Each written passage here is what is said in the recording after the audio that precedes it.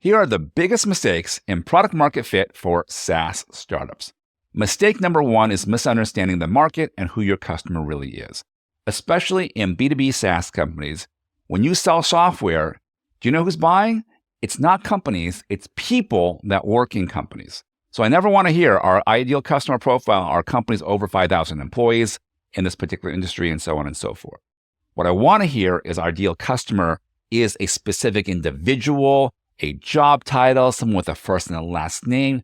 They are your ideal customer profile, and they happen to work in a company with 5,000 employees in a particular industry and so on and so forth. So never forget, companies don't buy software. People that work in companies buy software. You want to sell to the person, not to the company, okay? And that's how you want to make sure you think about product market fit. Second is when you think about product market fit, you cannot think about and assess product market fit separate from your price point, right?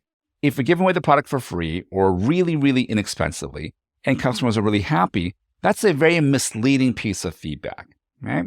And so you see this a lot in early stage companies. They will go to the marketplace, they'll have a product offering it seems like it's okay.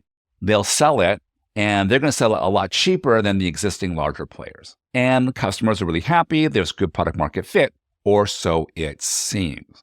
But what's happening oftentimes is the price point being charged is way too low. The price point's being charged without factoring in future sales and marketing expenses that are needed to grow the business. And that's why new entrants often have a very low price point with seemingly good product market fit, but they can't grow because baked into their product market fit is the assumption the price is low and it leaves no room for sales and marketing, and then the business doesn't grow. So the third mistake is setting the price point incorrectly for your SaaS offering. I mentioned earlier, product market fit has to be assessed relative to a price point. If you set the price point incorrectly, it will artificially inflate your product market fit, especially if you underprice.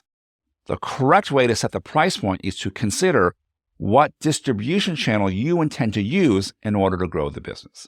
If you're starting off the business largely with word of mouth, a little bit of product-led growth, but you're intending to grow the business through marketing, or you're intending to grow the business through a sales force, you have to consider how expensive is it to invest in marketing and to invest in sales.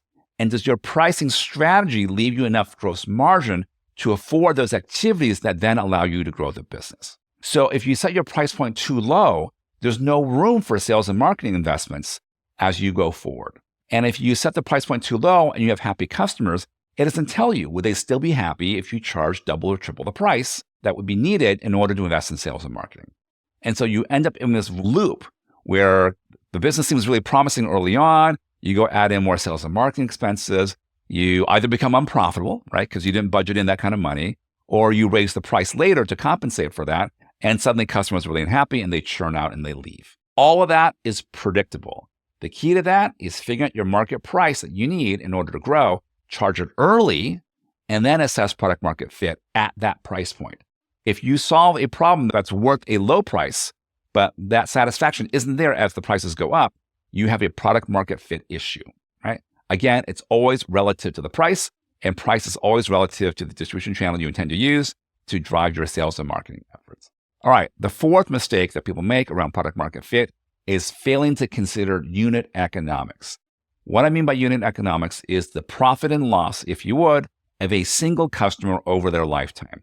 A key metric for assessing unit economics is the lifetime value divided by customer acquisition cost ratio, or LTV divided by CAC, CAC.